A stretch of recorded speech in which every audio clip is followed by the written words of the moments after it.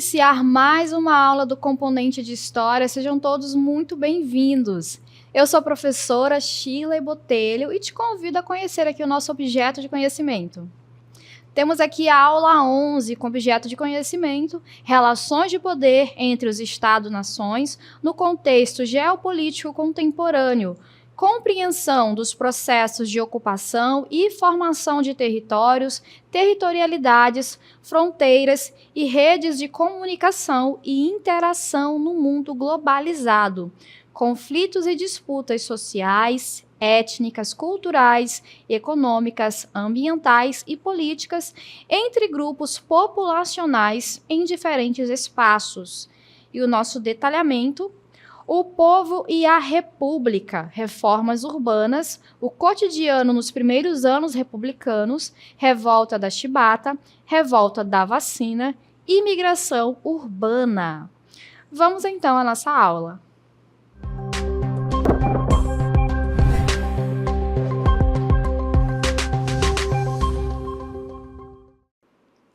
Então, nessa aula, nós vamos falar de República no Brasil, um tema muito importante para a gente entender a dinâmica política da atualidade, certo? Então, a República ela é instaurada no Brasil em 1889, né, com um golpe militar que põe fim à monarquia, põe fim ao Império Brasileiro. E quando a gente está falando aqui de República, é importante a gente destacar que nesta aula nós vamos nos concentrar na chamada Primeira República ou República Velha, que é um período que vai de 1889 até 1930. Esse período ele é subdividido em dois. A gente vai ter de 1889 até 1894 a chamada República das Espadas, porque durante esse período nós tivemos no Brasil dois presidentes militares, certo? De 1894 a 1930, nós vamos ver a República Oligárquica, que vamos ter aí os presidentes civis, né, os primeiros presidentes civis do Brasil. E para a gente iniciar esse nosso momento aqui de aula, nós vamos observar agora a bandeira do Império Brasileiro e a bandeira da República, para a gente trazer os contrastes e comentar um pouquinho a respeito das rupturas e das permanências das duas bandeiras. Vamos lá. Então, eu trago para vocês aqui a bandeira do Império. Percebe alguma semelhança com a bandeira atual? Provavelmente sim, né? Então, a gente precisa compreender aqui a nossa primeira bandeira, né, do Império, a bandeira que representa o Brasil independente, lá de 1822. E observem que nós temos aqui, né, as cores verde e as cores amarela predominando. Então, o que a gente pode tirar aqui? Essa bandeira, ela significa a união de duas casas que formam o Império Brasileiro, certo? Então, o verde, ele representa a Casa de Bragança, da família de Dom Pedro I. E o amarelo, ele representa a Casa de Habsburgo, referente à Imperatriz Leopoldina. Então, com a união aí dessas duas casas, nós vamos ter a formação do Império Brasileiro. Além disso, no centro aqui da nossa bandeira, a gente pode observar que no centro, no meio dela, nós temos ramos, né? Ramos de café e de tabaco, que eram os principais produtos agrícolas do Império. E também aqui ao centro a gente observa a coroa representando Portugal, né, representando a política, e no meio tem uma cruz representando a igreja. Lembrando que a Igreja Católica, né, era a religião oficial do Império e ela ajudava a legitimar esse poder político imperial, certo? Agora vamos observar agora a bandeira republicana. Percebam aqui, manteve-se as cores verde e amarela, mas temos algumas mudanças. Essa ideia de manter a mesma padronização de cores, ela vem com o intuito de manter o sentimento de nacionalismo, de pertencimento. A ideia não era trazer uma ruptura assim, de simbologia tão grande. No entanto, essas cores elas vão ser ressignificadas. O que isso significa? Significa que elas vão trazer um novo significado para elas. Então, o verde agora, ele não representa mais a Casa de Bragança. Ele representa a floresta do nosso país, né? Ele representa as nossas riquezas naturais. Enquanto que o amarelo representava aqui a Casa de Habsburgo, agora ele representa as nossas riquezas minerais, ele vai representar o ouro. E a gente vai trazer também ao meio, né? A República vai trazer para o centro dessa bandeira aqui elementos da ideologia positivista, que vai ajudar a fundamentar ideologicamente a recém-instalada república, com a frase ordem e progresso, juntamente com as estrelas que simbolizam, né, as federações, os estados do país. Então a gente percebe essa tentativa de permanecer com as cores, com a identidade, mas a ruptura ela está justamente nesse novo significado que a República vai trazer para a bandeira nacional. Ok? Agora a gente vai observar alguns dos principais aspectos desse início republicano no Brasil. A gente tem aqui, né, alguns tópicos muito importantes para que nós possamos entender essa dinâmica política, econômica e social da recém-instaurada República Brasileira. Então, a partir do momento que se tem esse golpe militar que coloca fim ao império, né, à monarquia, vai ser implementado um governo provisório, até que se estabelecesse uma nova Constituição, fossem chamadas eleições, e quem vai ser o presidente provisório, inicialmente a gente inicia com o Marechal Deodoro da Fonseca, né, um dos principais líderes do golpe que põe fim à monarquia no Brasil. E logo de início, né, uma das primeiras medidas adotadas é a expulsão da família real do Brasil. Por quê? Qual é o objetivo disso? É impedir que a família real conseguisse, né, cooptar, melhor dizendo, pessoas que estivessem com o intuito do retorno dessa monarquia. Então, se retira os símbolos da monarquia, se retira a família real, para que a República não tivesse nenhum tropeço nesse início, já que estamos falando de um período de instabilidade política, de instabilidade econômica. E aí nós vimos, né, a mudança na bandeira nacional, trazendo novos significados às cores da bandeira, trazendo aquela ideia positivista de ordem e progresso. E nesse meio tempo, políticos, a elite começou a pressionar para que fosse instituída uma nova Constituição, para que fossem feitas eleições no Brasil. Então vai ser elaborada a Constituição, que vai ser instituída ali em 1891. Essa que é a segunda Constituição do Brasil e a primeira do período republicano.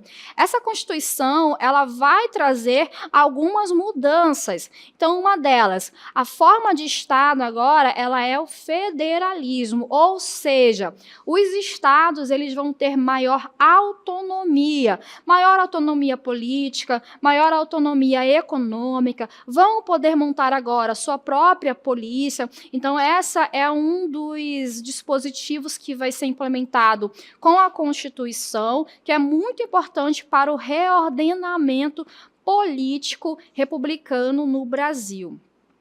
Aí nós temos também o presidencialismo como sistema de governo. Isso significa que a figura do presidente, ela é central e independente dos demais poderes. Então, ele não está sujeito aos outros poderes que são independentes também. O mandato presidencial vai ser estabelecido para 4 anos, sem possibilidade de reeleição. Essa dinâmica, ela tinha como objetivo de trazer uma maior rotatividade e impedir que um presidente ele governasse por tanto tempo, né, que acabasse tornando ali um governo autoritário. Então, vai ser prezado por essa rotatividade ali de 4 anos sem reeleição. E aí a gente tem algumas questões nesse meio do caminho, né? O Marechal Deodoro, a partir dessa Constituição, ele vai ser eleito de forma indireta, mas ele não vai conseguir conciliar apoio político em torno da sua figura. Ele vai acabar mandando fechar o Congresso por questões, divergências políticas entre o Congresso e o presidente, né, até então o Marechal Deodoro da Fonseca, e por conta disso, ele vai acabar sendo obrigado a renunciar diante de tantas pressões políticas e sociais. E quem vai assumir a presidência vai ser o seu vice, Marechal Floriano Peixoto. Lembra que nós iniciamos comentando a respeito da República das Espadas? Então, a gente vai ter 2 presidentes militares, o Marechal Deodoro da Fonseca e o Marechal Floriano Peixoto, que por conta de sua postura autoritária, por conta do seu perfil de mandar reprimir manifestações de forma bastante violenta, incisiva, ele vai ficar conhecido como o Marechal de Ferro. E durante o seu governo, ele vai enfrentar algumas revoltas, né? Vai haver a Revolução Federalista, que ocorre no Rio Grande do Sul, por conta de disputas políticas entre grupos antagônicos. Isso vai levar a uma guerra civil e vai ser preciso enviar tropas e a sua repressão vai ser muito violenta. E também a revolta da Armada, né, que é a revolta de membros da Marinha que não aceitavam todo aquele autoritarismo. E lembrando que muitos membros da Marinha eram monarquistas e aí queriam o retorno da monarquia e não concordavam com aquela política que estava sendo implementada. Durante o governo de Floriano Peixoto, vai haver uma grave crise econômica conhecida como encilhamento. O ministro da Fazenda, Rui Barbosa, que seria o equivalente ao ministro da Economia atualmente, ele vai decretar uma medida política econômica muito controversa, né? Com o intuito, com o objetivo de tentar industrializar, promover a industrialização no Brasil, promover a abertura de novos negócios. Ele vai autorizar que bancos privados emitam moeda nacional. Isso vai levar a uma grande crise econômica na medida em que vai haver especulação financeira, que vai levar à falência de vários bancos, de empresas, e essa crise econômica, ela é muito ruim, marca de forma bastante negativa esses governos. Até que vamos ter o início ali em 1894, novas eleições, e teremos o primeiro presidente civil do Brasil com Prudente de Moraes. E é aí que a gente inicia um novo período, a República Oligárquica. Agora eu vou trazer para vocês algumas imagens para a gente visualizar aqui como que a República Oligárquica ela é retratada. Vocês percebam aqui que nós temos, né, 2 jagunços, a urna eleitoral, nós temos aqui um eleitor e também um esqueleto, né?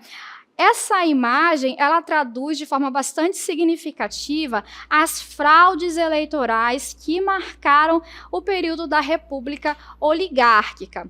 Temos aqui uma outra imagem também, muito representativa desse período.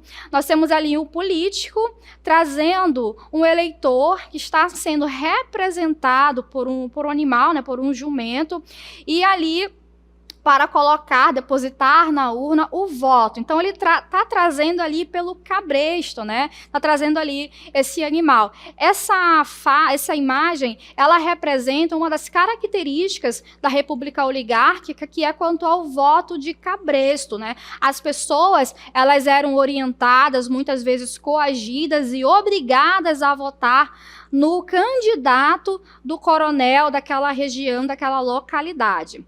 Continuando aqui com as nossas imagens para a gente entender a dinâmica política da Primeira República, da República Oligárquica, percebam aqui que nós temos o clientelismo, né? A troca de favores, com vários políticos apertando as mãos ali de um coronel, que está fazendo acordos políticos e econômicos com o objetivo de angariar votos.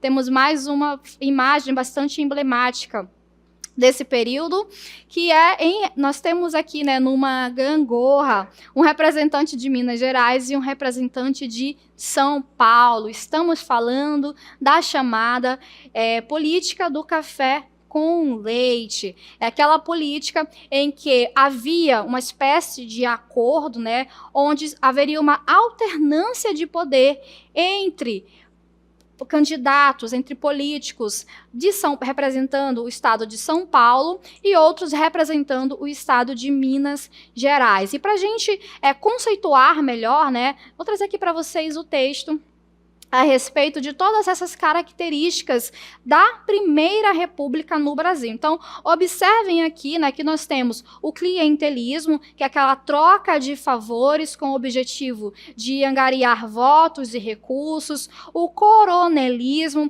Os coronéis, eles eram grandes proprietários de terras, grandes fazendeiros, e eles acabavam, por conta, né, da sua influência econômica, eles acabavam ganhando prestígio político.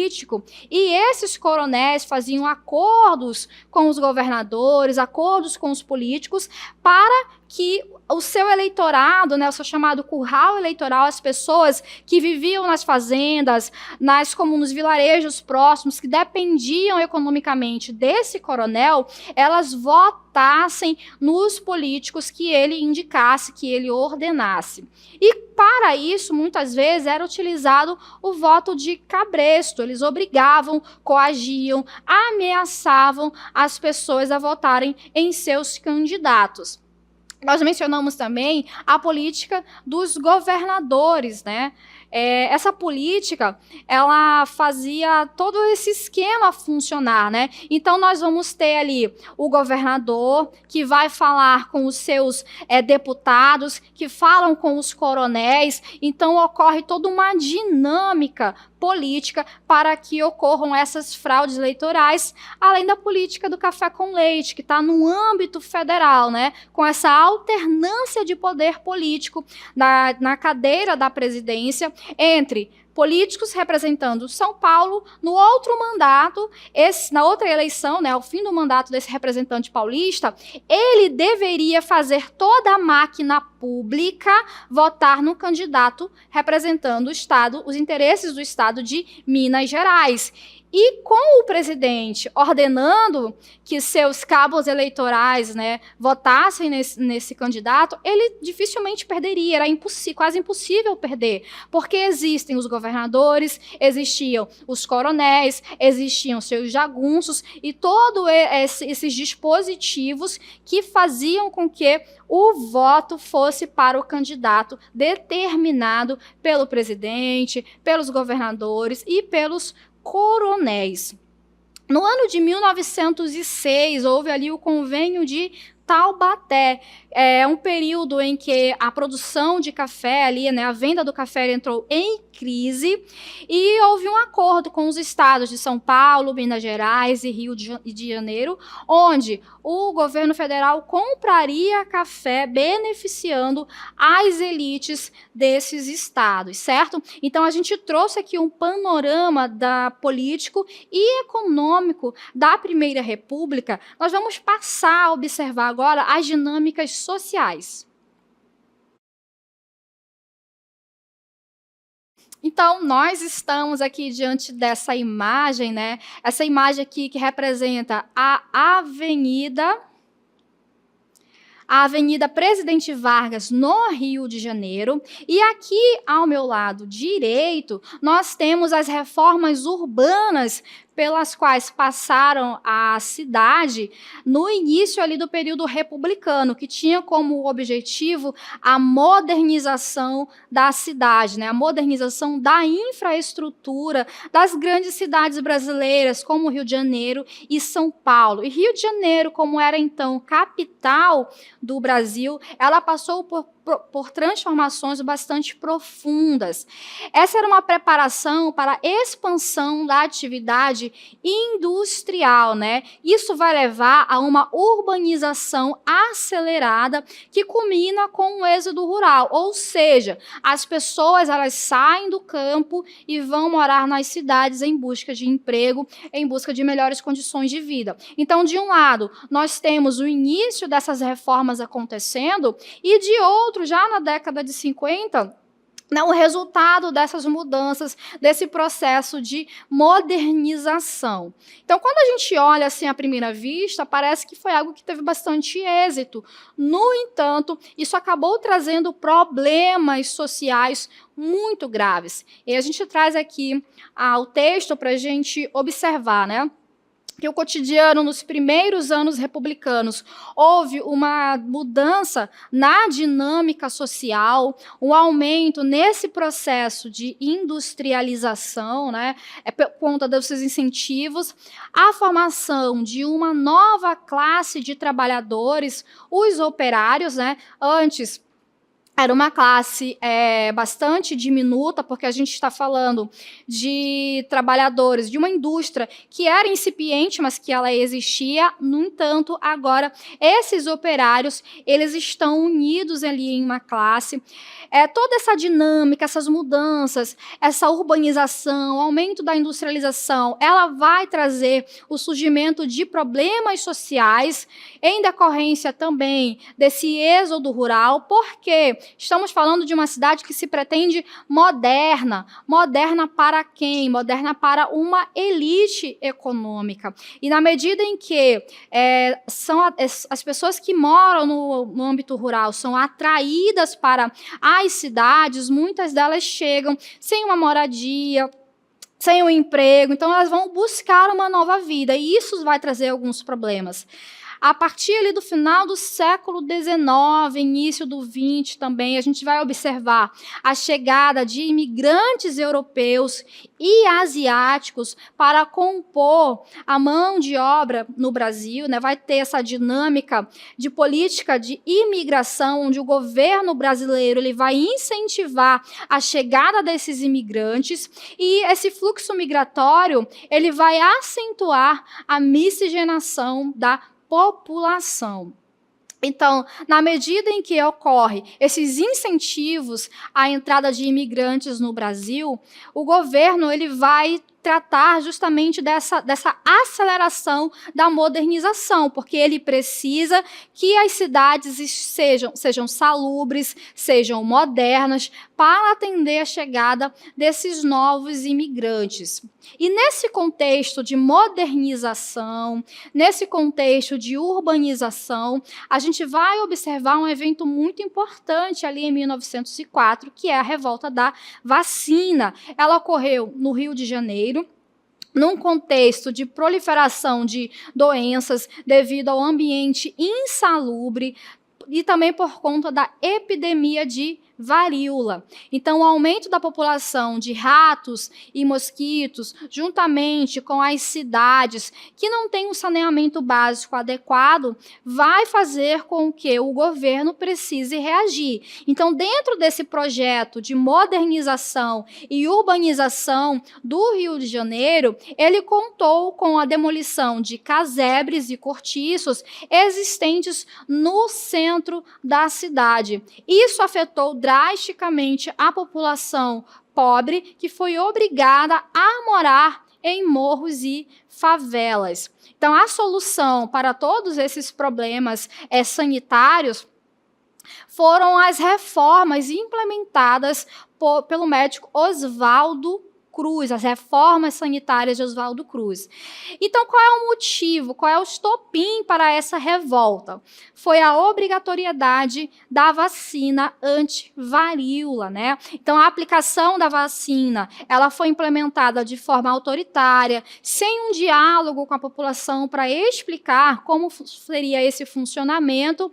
Então, foi uma forma autoritária, violenta, com invasão às residências pelos agentes sanitários, e isso deixou a população muito insatisfeita. E a população se recusou a receber esses agentes de vacinação. Então, eles fizeram um levante que teve como saldo 31 mortos, 110 feridos e quase 1.000 pessoas presas, né? E cerca de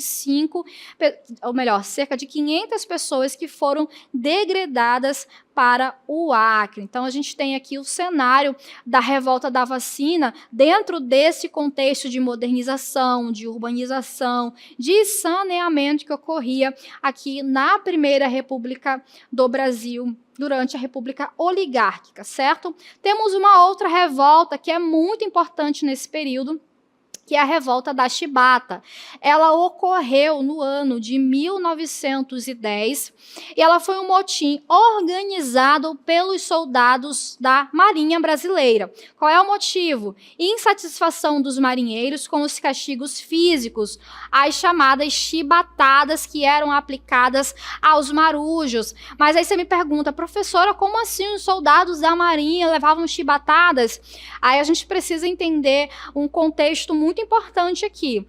Boa parte dos soldados, a maioria dos soldados, né, de baixa patente ali da Marinha, eles eram descendentes de escravizados, ex-escravizados.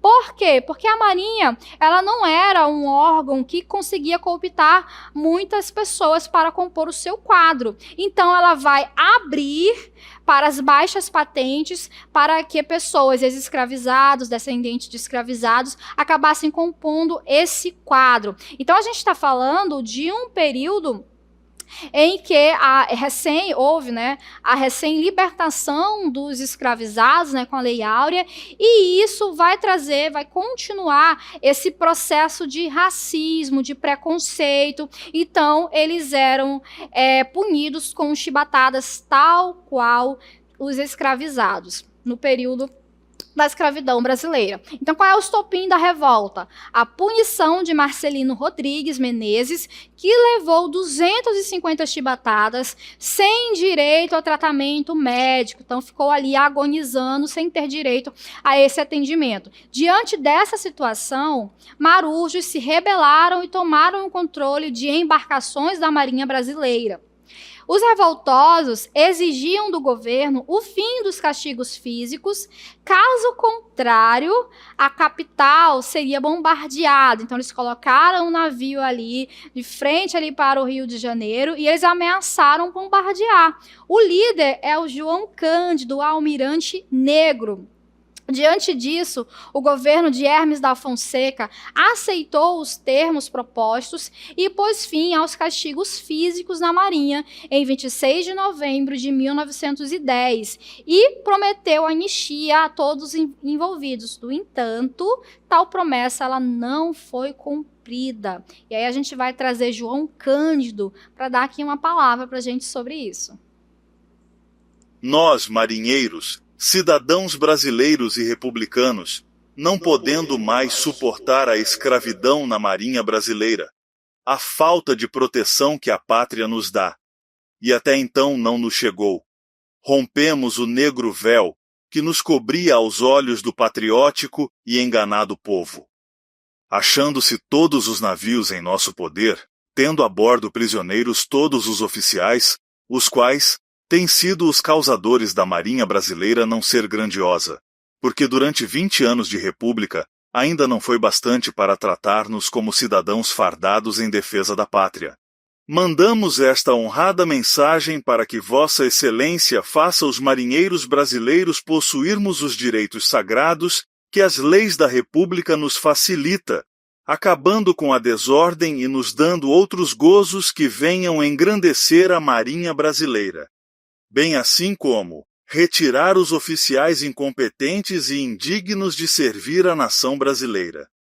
Reformar o código imoral e vergonhoso que nos rege, a fim de que desapareça a chibata, o bolo e outros castigos semelhantes. Aumentar o soldo pelos últimos planos do ilustre senador José Carlos de Carvalho. Educar os marinheiros que têm competência para vestir a orgulhosa farda. Muito bem, então dessa forma, os castigos físicos eles foram proibidos, né? E os líderes tiveram todas aquelas consequências mencionadas. Então, dando continuidade aqui à nossa aula sobre a Primeira República, a gente vai falar de imigração, né? Os imigrantes que chegaram ali no início, ou melhor, no final do século XIX, início do século XX, a gente observa que os italianos ali a partir da década de 1870 até 1950, alemães a partir de 1820 e os japoneses no início do século XX. Qual é o motivo? Procuravam melhores condições de vida. Ficaram distribuídos ali os italianos entre o sudeste, os alemães principalmente no sul e os japoneses em algumas regiões, né? Sudeste, vamos observar também no norte e nordeste do Brasil. Eles trouxeram e preservaram a sua rica cultura e tradições e contribuíram na medida em que introduziram novas técnicas agrícolas, aumentando a produtividade e contribuíram para o desenvolvimento industrial do Brasil. Essa industrialização urbana, ela se concentrou nas grandes cidades e isso levou ao declínio das atividades agrícolas, né, com o êxodo rural. As pessoas elas iam com essa promessa de melhoria de qualidade de vida, acesso à educação e saúde. E quais as consequências disso, né? Vai haver um crescimento populacional, desafios na infraestrutura, na habitação, no saneamento, transporte e serviços básicos que eram insuficientes para atender a essa demanda populacional. Também vamos observar a formação de bairros operários e favelas, uma diversidade cultural, né, que vai ser trazida com a imigração, e também conflitos sociais, né, as tensões entre classes sociais e a luta por melhores condições de trabalho e moradia acabaram se tornando cada vez mais evidentes, certo? Então, assim, a gente finaliza esse nosso momento de aula e até a próxima.